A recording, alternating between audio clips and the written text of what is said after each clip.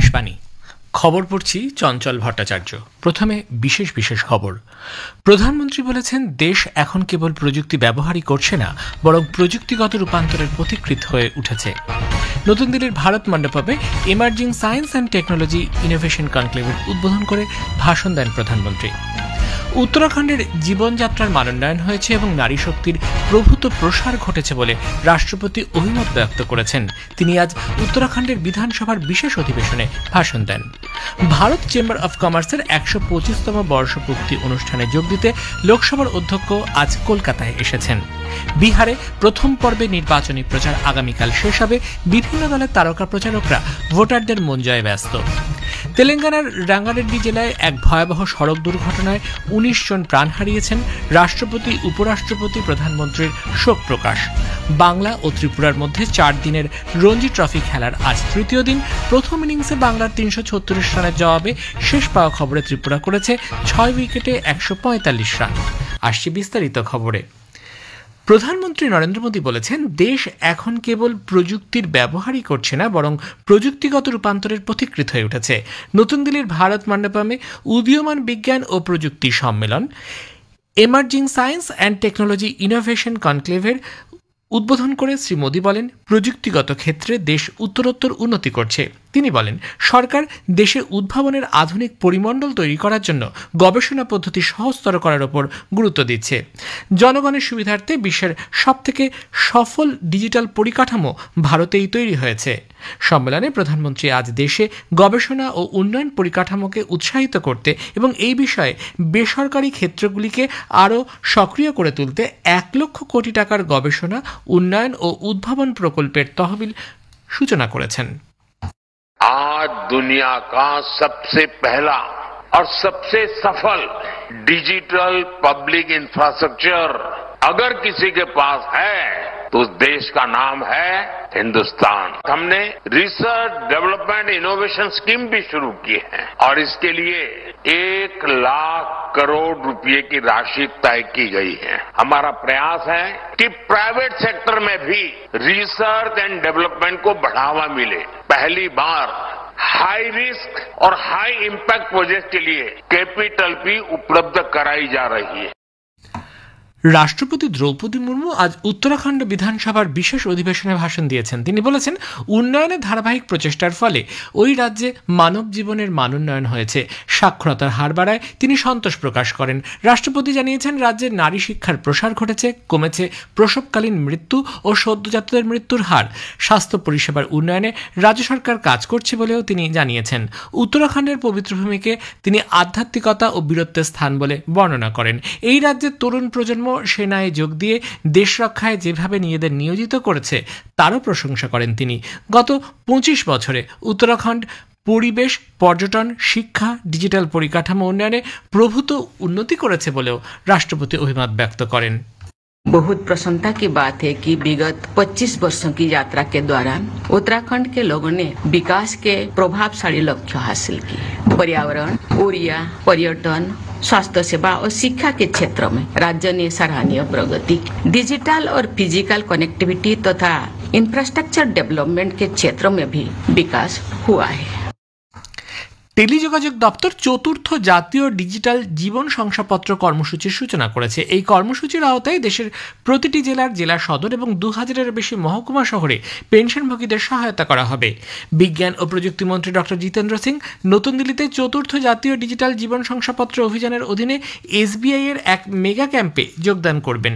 কর্মী, জন অভিযোগ ও পেনশন দপ্তর জানিয়েছে, এই অভিযানের লক্ষ্য হচ্ছে ২০০০-এরও বেশি শহরে ২ কোটি পেনশনভোগীর কাছে স্যাচুরেশন ভিত্তিক আউটরিচ পদ্ধতির মাধ্যমে পৌঁছানো।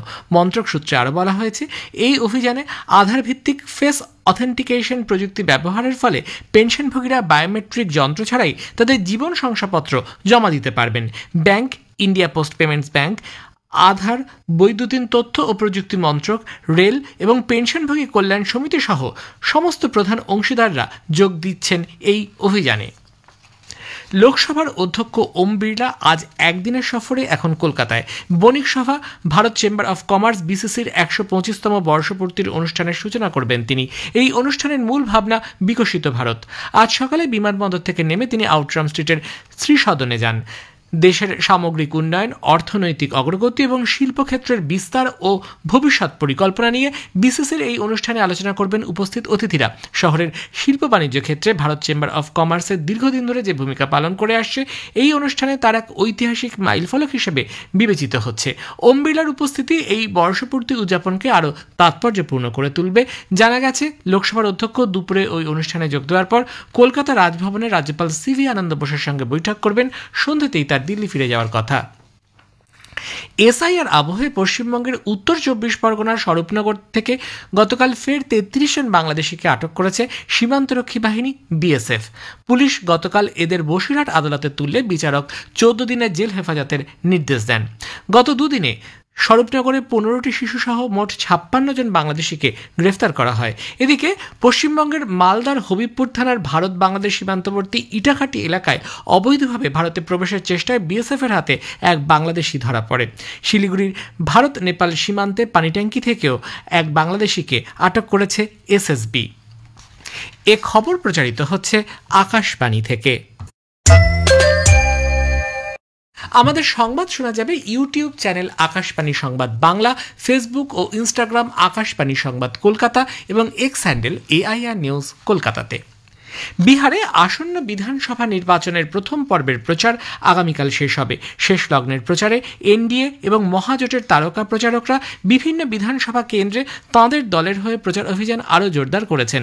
ঊর্ধ্বতন বিজেপি নেতা প্রধানমন্ত্রী নরেন্দ্র মোদী সহর্ষ ও কাটিহারে এবং কেন্দ্রীয় স্বরাষ্ট্রমন্ত্রী অমিত শাহ শিউহার, সীতামারি এবং মধুবনীতে জনসভায় ভাষণ দেবেন।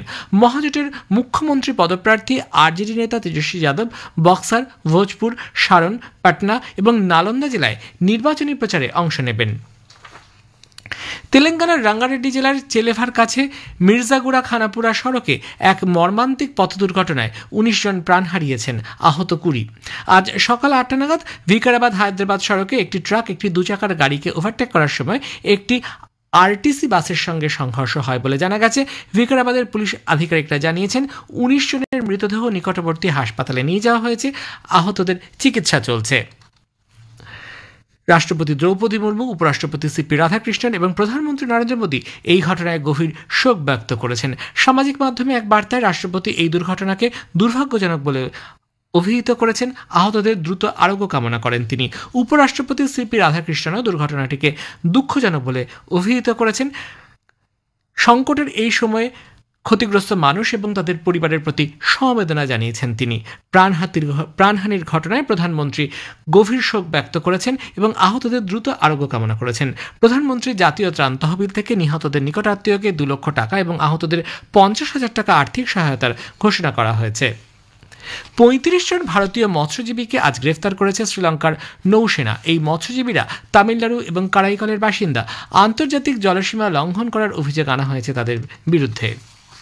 বর্তমানে জাফনায় রয়েছেন তারা। আটক করা হয়েছে তাদের মাছ ধরা নৌকোগুলিকেও। বিদেশমন্ত্রী ডক্টর এস জয়শঙ্কর ভারত সফররত বাহরিনের বিদেশমন্ত্রী আব্দুল লতিফ বিন রশিদ আল জায়ানিকে স্বাগত জানিয়েছেন। সামাজিক মাধ্যমে এক বার্তায় ডক্টর জয়শঙ্কর বলেন, 5ম ভারত বাহরিন যৌথ কমিশনের উচ্চ পর্যায়ের বৈঠক ফলপ্রসূ হবে বলে আশাবাদী তিনি। আগেই জানানো হয়েছে 3 দিনের সফরে আল জায়ানি গত রাতে নতুন দিল্লিতে এসে পৌঁছান। দুদেশের মধ্যে দ্বিপাক্ষিক সম্পর্ককে আরও শক্তিশালী করাই এই বৈঠকের লক্ষ্য। উত্তর আফগানিস্তানে গত রাতে ভয়াবহ ভূমিকম্পে 10 জনের মৃত্যু হয়েছে, আহত 260। কম্পনের মাত্রা ছিল 6.3। আফগানিস্তানের জাতীয় বিপর্যয় মোকাবিলা কর্তৃপক্ষ জানিয়েছে ভূমিকম্পের ফলে দেশের বিভিন্ন প্রান্ত ক্ষতিগ্রস্ত হয়েছে। মার্কিন রাষ্ট্রপতি ডোনাল্ড ট্রাম্প বলেছেন, বিশ্বের যে দেশগুলি নিয়মিত পারমাণবিক অস্ত্রের পরীক্ষা করে আসছে তাদের মধ্যে পাকিস্তান অন্যতম। পাকিস্তানের পাশাপাশি রাশিয়া, চীন, উত্তর কোরিয়ার বিরুদ্ধেও একই অভিযোগ আনেন তিনি। এদিকে প্রায় 30 বছর পর ফের পারমাণবিক অস্ত্র পরীক্ষার সিদ্ধান্ত নিয়েছে মার্কিন যুক্তরাষ্ট্র। বাংলা ও ত্রিপুরার মধ্যে 4 দিনের রঞ্জি ট্রফি খেলার আজ তৃতীয় দিন। ত্রিপুরা প্রথম ইনিংসে শেষ পাওয়া খবরে 6 উইকেটে 145 রান করেছে। এর আগে বাংলার ইনিংস 336 রানে শেষ হয়। শেষে বিশেষ খবর আরও একবার। প্রধানমন্ত্রী বলেছেন, দেশ এখন কেবল প্রযুক্তি ব্যবহারই করছে না, বরং প্রযুক্তিগত ক্ষেত্রে রূপান্তরের প্রতীকৃত হয়ে উঠেছে।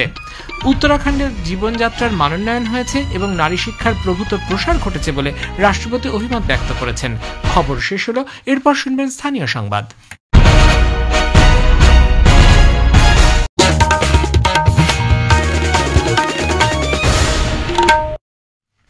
আকাশবাণী কলকাতা, স্থানীয় সংবাদ পড়ছি রক্তিম ভট্টাচার্য। লোকসভার অধ্যক্ষ ওম বিড়লা আজ একদিনের সফরে এখন কলকাতায়। বণিক সভা ভারত চেম্বার অফ কমার্স বিসিসির ১২৫তম বর্ষপূর্তি অনুষ্ঠানের সূচনা করবেন তিনি। এই অনুষ্ঠানের মূল ভাবনা বিকশিত ভারত। দেশের সামগ্রিক উন্নয়ন, অর্থনৈতিক অগ্রগতি, শিল্পক্ষেত্রের বিস্তার এবং ভবিষ্যৎ পরিকল্পনা নিয়ে বিসিসির এই অনুষ্ঠানে আলোচনা করবেন উপস্থিত অতিথিরা। শহরের শিল্প বাণিজ্য ক্ষেত্রে ভারত চেম্বার অফ কমার্স দীর্ঘদিন ধরে যে ভূমিকা পালন করে আসছে, এই অনুষ্ঠান তার এক ঐতিহাসিক মাইলফলক হিসেবে বিবেচিত হচ্ছে। ওম বিড়লার উপস্থিতি এই বর্ষপূর্তি উদযাপনকে আরও তাৎপর্যপূর্ণ করে তুলবে।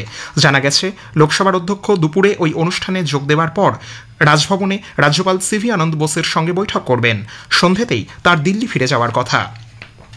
স্কুল সার্ভিস কমিশনের শিক্ষাকর্মী নিয়োগের জন্য আবেদন জানানোর প্রক্রিয়া শুরু হচ্ছে আজ থেকে। ৩রা ডিসেম্বর পর্যন্ত আবেদন করতে পারবেন প্রার্থীরা। গ্রুপ সিতে ২,৯৮৯টি এবং গ্রুপ ডিতে ৫,৪৮৮টি শূন্যপদ রয়েছে। তবে চিহ্নিত অযোগ্যরা কোনোভাবেই আবেদন করতে পারবেন না। ভোটার তালিকার বিশেষ নিবিড় সংশোধনী কর্মসূচি বা এসআইআর এর প্রস্তুতি পর্বের প্রশিক্ষণ পর্ব আজ সোমবারের মধ্যে সম্পূর্ণ করতে হবে বলে জেলা নির্বাচনী আধিকারিকদের নির্দেশ দেওয়া হয়েছে। শনিবার থেকে এই চূড়ান্ত প্রশিক্ষণ পর্ব শুরু হয়েছে। অবৈধভাবে ভারতে প্রবেশ করে প্রায় ১৩ বছর এদেশে বসবাস করার পর এক বাংলাদেশির খোঁজ পাওয়া গেছে। বাংলাদেশের সাতক্ষীরা জেলার দেভাটার রশিদুল গাজী প্রথমে তামিলনাড়ুতে কাজ করতে যান। পরবর্তীকালে উত্তর ২৪ পরগনার শ্রীধরকাটি এলাকায় এক ভারতীয় মহিলাকে সে বিয়ে করে। এরপর তার শ্বশুরকে বাবা বলে পরিচয় দিয়ে আধার কার্ড তৈরি করেছে। বিরোধী সিপিআইএম এর অভিযোগ, এই ঘটনায় তৃণমূল কংগ্রেসের বিধায়ক যুক্ত আছেন। এসআইআর এর আতঙ্কে রাজ্যে এক মহিলার মৃত্যুর খবর মিলেছে। ডানকুনির ২০ নম্বর ওয়ার্ডের বাসিন্দা হাসিনা বেগম গত সন্ধ্যায় হৃদরোগে আক্রান্ত হয়ে মারা যান। বয়স ৬০-এর বেশি। তিনি মেয়ের বাড়িতে থাকতেন বলে পুলিশ সূত্রে জানা গেছে। এসআইআর এর আতঙ্কে তিনি কয়েকদিন ধরেই অসুস্থ হয়ে পড়েছিলেন বলে পুলিশকে জানিয়েছে পরিবার। নদিয়ার চাকদহ থানার পরাড়ি গ্রামে একটি বাড়িতে হানা দিয়ে জাল নথি দিয়ে ভুয়ো পাসপোর্ট তৈরির কাণ্ডে ইডি আজ ৩ জনকে আটক করেছে। বিপ্লব সরকার নামে পেশায় দিনমজুর এক ব্যক্তির বাড়িতে আজ সকালে ইডি হানা দেয়। জেরাও তল্লাশির পর বিপ্লব, তার দাদা বিপুল ও বাবা বিনন্দ সরকারকে আটক করেছে ইডি। বিপ্লব সরকার পেশায় রাজমিস্ত্রি ও বিপুল কাঠমিস্ত্রি বলে খবর মিলেছে। কলকাতার হরিদেবপুরের নাবালিয়াতে আজ সকালে এক মহিলাকে লক্ষ্য করে গুলি চালানোর ঘটনায় বাবলু ঘোষ নামে একজনকে গ্রেপ্তার করেছে পুলিশ। আজ সকাল ৬:৩০ নাগাদ মৌসুমী হালদার নামে ওই মহিলা রাস্তা দিয়ে যাওয়ার সময় বাইকে করে দুজন দুষ্কৃতী পিছন থেকে এসে গুলি করে। গুরুতর আহত অবস্থায় তাকে প্রথমে বাঙ্গুর হাসপাতালে নিয়ে যাওয়া হয়। অবস্থার অবনতি হওয়াতে তাকে এসএসকেএম হাসপাতালে স্থানান্তরিত করা হয়েছে। রাজ্যে আইন শৃঙ্খলার অবনতি ও মহিলাদের নিরাপত্তা ব্যবস্থা ভেঙে পড়েছে বলে দাবি করে আগামী দুদিন রাজ্যের দুটি পৃথক জায়গায় পদযাত্রা করার জন্য কলকাতা হাইকোর্টে আবেদন জানিয়েছে বিজেপি নেতৃত্ব। আগামীকাল উত্তর ২৪ পরগনার সোদপুরে ও ৫ই নভেম্বর পূর্ব বর্ধমানে মিছিল করতে চেয়ে প্রশাসনের অনুমতি না মেলায় আদালতের দ্বারস্থ হয়েছে তারা। মামলা দায়ের করার অনুমতি দিয়েছেন বিচারপতি কৌশিক চন্দ। মুর্শিদাবাদের শামশেরগঞ্জে গরু পাচারকারীদের হামলায় ২ পুলিশকর্মী জখম হয়েছেন। ধানঘড়া এবং শিবপুরে গরু পাচারের খবর পেয়ে পুলিশ সেখানে পৌঁছলে পাচারকারীরা তাদের উপর হামলা চালায়। ২ সিভিক ভলেন্টিয়ার এবং এক পুলিশকর্মী আহত হয়েছেন। মোট ৪ জন পাচারকারীকে গ্রেপ্তার করা হয়েছে। পুরুলিয়ার কেন্দা রামকৃষ্ণ সারদা মিশনের ছাত্রাবাসে ৯ম শ্রেণীর এক ছাত্রের অস্বাভাবিক মৃত্যুতে এলাকায় উত্তেজনা সৃষ্টি হয়েছে। গতকাল গভীর রাতে একটি সিলিং ফ্যানে গামছায় ফাঁস লাগানো অবস্থায় ছাত্রটিকে দেখতে পেয়ে তার সহপাঠীরা কর্তৃপক্ষকে খবর দেয়। দ্রুত উদ্ধার করে ওই ছাত্রটিকে নিকটবর্তী হাসপাতালে নিয়ে যাওয়া গেলে চিকিৎসকরা মৃত বলে ঘোষণা করেন। ঘটনার তদন্ত চলছে। দুস্থ কবি, লেখক, সম্পাদকদের সাহায্যার্থে গড়ে ওঠা little magazines writers in need গতকাল তাদের সংগঠনের ১৫ বছর পূর্তিতে দক্ষিণ কলকাতার ১৫টি বিভিন্ন জাতের গাছের চারা পুঁতে দৃষ্টান্ত স্থাপন করেছে। সংগঠনের সভাপতি বিশিষ্ট কবি নমিতা চৌধুরী জানান, পরিবেশ ও মানুষের সুস্থতাই যেহেতু কাম্য, সে কারণেই বৃক্ষরোপণের মাধ্যমে সুস্থতার বার্তা তাঁরা জনমানুষে ছড়িয়ে দিতে চেয়েছেন। পূর্ব বর্ধমানের শক্তিগড়ের সোনাপলাশিতে বেহাল রাস্তার প্রতিবাদে গ্রামবাসীরা গতকাল দফায় দফায় বিক্ষোভ দেখালে ওই অঞ্চলের ৩টি রাস্তা তৈরির উদ্যোগ নেওয়া হয়েছে। গতকাল বিক্ষোভকারীরা রাস্তা কেটে প্রতিবাদে নামেন। পরবর্তীতে ব্লক উন্নয়ন আধিকারিক দ্রুত রাস্তা মেরামতির আশ্বাস দেওয়ায় অবরোধ প্রত্যাহার করা হয়। আসন্ন গঙ্গাসাগর মেলাকে সামনে রেখে ভাঙন কবলিত এলাকাগুলিতে যুদ্ধকালীন তৎপরতায় মেরামতিতে নেমেছে প্রশাসন। গতকাল সাগরের বিস্তীর্ণ অঞ্চল পরিদর্শন করেন রাজ্যের অতিরিক্ত মুখ্য সচিব বনিশ জৈন ও সুন্দরবন উন্নয়ন মন্ত্রী বঙ্কিমচন্দ্র হাজরা। পূর্ব বর্ধমানের মেমারিতে অনুষ্ঠিত হল সহস্রকণ্ঠে গীতা পাঠ। মেমারি শ্রীমদ্ ভাগবত পাঠ কমিটির পক্ষ থেকে গতকাল এই অনুষ্ঠানের আয়োজন করা হয়। জেলার নানা প্রান্ত থেকে বহু মানুষ এতে অংশ নেয়। স্থানীয় সংবাদ শেষ।